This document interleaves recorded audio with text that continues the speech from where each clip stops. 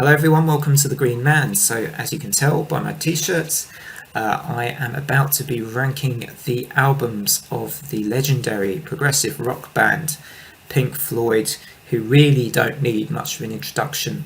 If you've not heard of Pink Floyd, I might ask where have you been, but you might just be, new to them, or perhaps very, very young, and so you haven't had the chance yet to get to know the fantastic, for me, a fantastic band and legendary bands that is Pink Floyd. Now, I don't know. I suppose you could possibly divide Pink Floyd up into a few different eras. Really, I mean, starting from the very experimental psychedelic era in the late 1960s, um, into the more progressive rock concept driven stuff that they did in the 1970s, which they're probably most well known for. And then as you go into the 80s and the 90s, obviously you had more of the kind of the split began to show, and you had more of the sort of David Gilmour side of the Floyd coming out later on with, some really good stuff. And then finished off with the Endless River relatively recently, about 6 years ago, as well. And they've kind of they're such a big name, and so much has already been said about this band. But I'm going to give my angle here on their albums, and I'm going to rank these 15 albums here from my least favourite to my favourite. Starting with number 15, which I am going to say is Amagama. I think I've said that right, from 1969. This one was just really, really super experimental. Certainly, it falls within that kind of experimental era, and it's just one I've never really gravitated towards too much. Some may love this album, which is fair enough. It's not a bad album, I don't think. Even it's just not one that I very, very rarely listen to. And when I was looking at the list of albums, I found it relatively easy to put this one at number 15. Coming in at number 14 was my next choice was More, which was a soundtrack kind of an album, really. So a difficult one to actually put in the ranking of these albums, because it feels kind of like, well, if this was an album for a particular kind of a soundtrack, or a film even, then it's not quite the same as just doing an album for the album's sake, I guess, and doing this specifically for a film. So, but it's again, it's kind of, it's not a bad album. There are a couple of tracks I quite like on here, actually, to name it. To name two of them that I really enjoy, the Nile song, I think, and Cymbeline is a really cool track as well. So Cymbeline, I enjoy. So it's not bad. But these soundtrack albums they had are ones I certainly don't visit as much. Which brings me on to the next album, The Endless River, which is not actually a soundtrack album, but it kind of feels like one. It has lots of themes. It's more instrumental than it is lyrically driven. It feels like some of the Endless River songs could have perhaps fit on the Division Bell at times. They've got a similar sort of sound and feel, and lots of use of melody. Lots of cool guitar solos and guitar work, as always, from David Gilmour. I actually really enjoyed The Endless River when it came out, and I can still go back and listen to it now. It's pretty low down on my list, I think, just because it's another one of these albums that, just amongst their titans in their discography, it's one I find that I'm a lot less likely to perhaps revisit. But I really enjoy a couple of tracks right at the end of the album, such as Surfacing and Louder Than Words, which I thought were really, really good. So, yeah, Endless River, actually a pretty damn good album, but amidst this discography, it comes in at number 13. Number 12 is Obscured by Clouds. For me, of the kind of soundtrack type of albums, this to me is the stronger one, or the strongest one. Really like some of the stuff on here, like I think it's What's the Deal, and Childhood's End. Great songs. And yeah, definitely for me, this came between, I think this actually came between Meddle and Dark Side of the Moon. And it's kind of interesting that it sits there in this. I think obviously the album sounds quite unique to me. It doesn't sound particularly like certainly anything off Dark Side of the Moon. But perhaps the kind of middle part of Meddle, you can hear some of that style of track here, the more kind of standard kind of song structure, I guess, with some of these. which I quite enjoyed. And yeah, of the soundtrack albums, I like Obscured by Clouds quite a bit actually. Moving on to number 11, so we're starting really, I think, now to get into probably from what I regard as the good albums to the really good albums. Saucer Full of Secrets, a bit of a classic from that early era of Floyd, with some great tracks on here. One of my favourite tracks of Pink Floyd's of all time, Set the Controls for the Heart of the Sun. Yeah, for the Heart of the Sun, which just has that. It's kind of repetitive, but I find it such an eerie track and perfectly suits kind of the song title. And I love the bass work in this track as well. I think it's a really cool song. I've always really enjoyed. Remember a Day on here as well, a bit of a classic for me anyway. The title track's pretty good as well. It's still in that kind of experimental type of era, so again, because I'm not as big on really experimental stuff, I'm perhaps not so much of a fan of A Source Full of Secrets, but you might have this one a bit higher up on your lists, I suspect. So A Source Full of Secrets, number 11. Number 10 is the kind of much debated The Final Cut. What feels like, although it's not quite a solo album, it kind of feels a little bit like a Roger Waters solo album. He's very much driving this album forwards with the kind of political and the social content of the lyrics and the theme of the album. Nevertheless, I actually think it's grown on me, this album, over the years, and I now regard it as actually really quite a good album, and it surprises me in a way. Of probably 5-10 years ago, I would have had this, if not the bottom, pretty near the bottom of this list rather than at number 10. I think it's got some pretty good tracks on, and it's kind of quite powerful if you really sit down and give this album a chance and listen to it all the way through. And despite the attitude behind it and the feel of the I guess the anger you can feel with it, actually is quite a good album, I think. And you've got tracks like Your Possible Part and The Gunner's Dream, which I really like those tracks actually, and I think they're actually pretty powerful. Some of the stuff on this album drags a bit for me, but the tracks like those I actually think are actually quite moving, powerful tracks when you also consider the themes of this album as well in turn. So actually, Final Cut has grown on me a bit over the years. It comes in at number 10. Number 9 is actually one of my first Floyd albums, so to put into context. First of all, A Momentary Lapse of Reason from 1987. The kind of first post, I guess, after the Final Cut. This came 4 or 5 years later than that, I think. And Momentary Lapse of Reason, pretty big sounding, really atmospheric, making lots of use of obviously keyboards and synth in this album, which I quite enjoy. Guitar solos are nice and thick and lush and classic Gilmour sounding, working with, not going crazy with lots of speed, as Gilmour always works his solos into the moments of the songs really well, and he does that especially well, I think, on A Momentary Lapse of Reason. I enjoy a lot on here. One Slip, Yet Another Movie, On the Turning Away, Learning to Fly. I think there's a lot of good stuff on this album. I think it's a solid Pink Floyd album, and a little bit underrated, if I can say. Momentary Lapse of Reason, I think, a bit like the Final Cut. I mean, it's interesting. They're both the splits showing in the Pink Floyd camp, with obviously Waters having gone by the time of Momentary Lapse of Reason, but interestingly, I kind of regard those albums as on a similar sort of level of quality, if you like. I think they're both quite good albums, but not ones I would regard as the all-time Pink Floyd best, which we're now getting on to pretty much from the next album, The Wall, which isn't one of my favourites of the classic Pink Floyd albums. A lot of people actually a lot of YouTubers I've seen talking about Wall also don't really regard this as one of their favourites. Interestingly, I think its star has maybe faded a bit over the years against the shadow of their ultimate, massive concept albums of the 70s.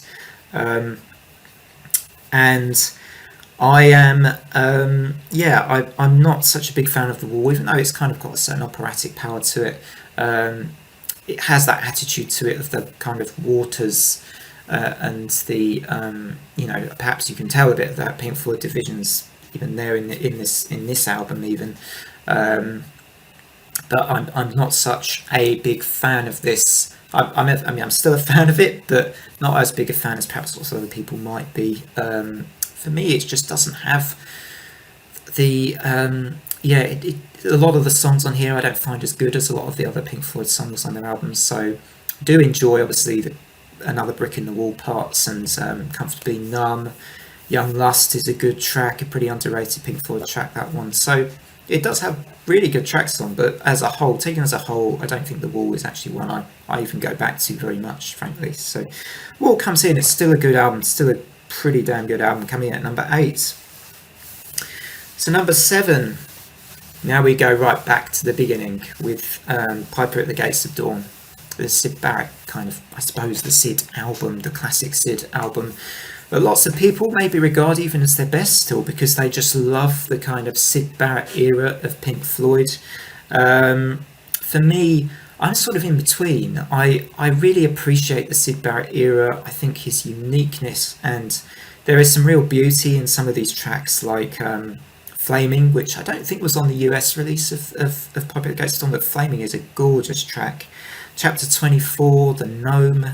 There's some genuine, really charming, quite beautiful tracks on Piper at the Gates of Dawn, which is why I think it is spoken of the way it is, not just because of Syd Barrett's kind of the tragedy really that happened with Syd post this album, but I still quite love Piper at the Gates of Dawn, and I still go back to it quite often just to experience it, and to get the feel of the album, and to remember, I think, why Syd is regarded as he is even now, and why it's still a classic Pink Floyd album, although it does seem to divide people a little bit. I seem to find, a lot of people that just don't really dig this kind of era, and then you get a lot of people that think it's the all-time greatest Floyd album, and as I say, I'm somewhere in between those two camps, I think. Pink Floyd at the Gates of Dawn, Piper at the Gates of Dawn, coming in at number 7.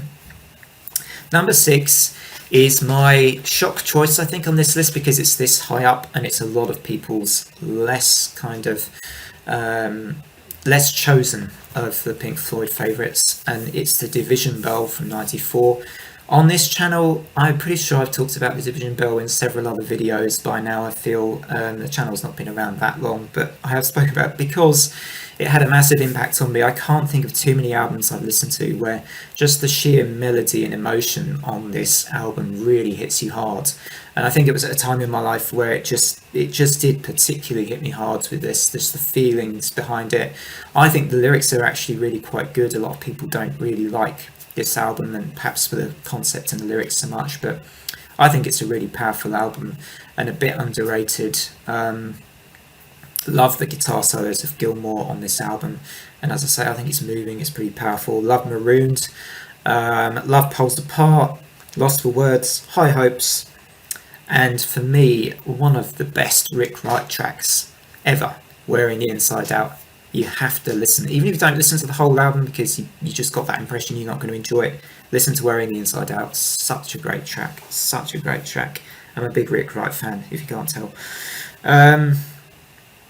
Coming up next at number 5 is Atom Heart Mother, the dark horse for me, the dark horse of the Pink Floyd discography that not many people talk about, but it has, I think, bit of that experimental side still maybe, which I know I said I wasn't as keen on, but this album, I think it works quite well with them moving towards their more concept-driven stuff and the bigger orchestrated progressive stuff on this album, that there feels like everything is better in terms of the way it's it's weaved together to sort of feel like more of an accomplished album and an accomplished piece of work. I love Fat Old Son and Summer '68 in particular, but also the Atom Heart Mother 23 odd minute piece I think is great too, and it's high up here, it's high up at number 5. Now we're getting to the 4 albums which I think probably few people would contest this. I think particularly your pure prog fanatics, but you are welcome to contest these obviously in the comments. Put in your own rankings and lists and what you think of the best or the worst to best of the Pink Floyd discography. This at number 4 is going to be Animals. Lots of my favourite YouTubers also would have this actually as their all-time favourite Pink Floyd album, I think, of the YouTube videos I've seen.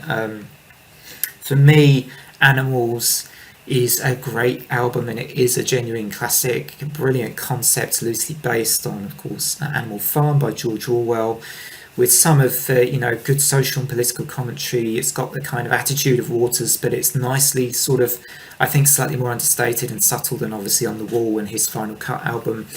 I think the solos of Gilmour, as ever, perhaps their best even on this album. Some of these are wonderful, particularly on the long track Dogs. It is a great album. It is relevant to the time. I think it's immediate. It's really engaging from start to finish. You want to kind of really just lose yourself in Animals. It's a great album. I can see why so many people rate it as number one. Maybe my choices here might change a little bit. I could possibly have Animals as number one. I'm not sure I ever would, but it's possible. It's possible. Number three is Medal, one of my first Pink Floyd albums, so of course this is going to be high up, and for me it's still one of the best. Is Medal from 1971. Echoes, perhaps that's all I need to say in a way. I think Echoes has a big bearing on how I view this album because it's so epic. The live version at Pompeii, worth a watch. And it just has that climax moment in it, doesn't it? Around the sort of, I think, the 14-15 minute mark, when the lead guitars really come in, and all of that atmosphere that's built up over about the all that time before it. That is prog rock at its very, very best, and every prog fan probably appreciates Echoes. It's a true Pink Floyd classic. Following that, I enjoy some of the middle tracks on here, like Pillow of Winds, I think it is. One of These Days, what an opener. What an opener. So Medal, for me, comes in at number three. Definitely one of my favourites. Number two, the iconic, the unforgettable, the epic Dark Side of the Moon. And it's a t-shirt I'm wearing at the moment, as you can tell, with the very, very famous, as well, iconic artwork. Pretty simple, just the spectrum of light there going through the prism. Fantastic. I absolutely adore this album, like probably millions of other people, right? It is a classic. It boasts both really meaningful songs, the concept driven, the ideas in this album are great, the execution is immaculate, the singing is brilliant all through this album. I think the guitaring is superb, all the instrumentation is great actually. And it features, stuff like The Great Gig in the Sky, with the amazing vocal moments from Claire Torrey. Okay, and it's just superb. Us and Them, and my all-time favourite, personally, possibly my favourite Pink Floyd song ever, is Time. It is so good and just so haunting, so haunting. Number one is, well, it's the only one left. It's Wish You Were Here. Really, song which so many people can relate to, I think, of just losing anyone, really. And the song Wish You Were Here is perhaps the most well-known one on here, but Shine On You Crazy Diamonds, all parts of that from the opening, I think it's parts 1 to 5, and then 6 to 9 later on. Superb, and right up to Rick Wright's final moments on the keys towards the end, which are just gorgeous moment at the end of this album. Have a Cigar, another iconic album, really. Perhaps you could sort of, between this and Dark Side of the Moon, these two could very much switch in my order, I think, and the top four generally could also switch a little bit from time to time, because they're all genuine classics, I think. Anyway, that's it for now for this ranking the discography. Hope you enjoyed this video. If you like these kind of videos, do feel free to like and subscribe. Next, coming up, is the kind of extreme prog metal band, I guess you could call them, Between the Buried and Me. I will be tackling them next, probably within the next kind of couple of weeks, I would say. Thanks everyone for watching as always. Take care. Bye for now.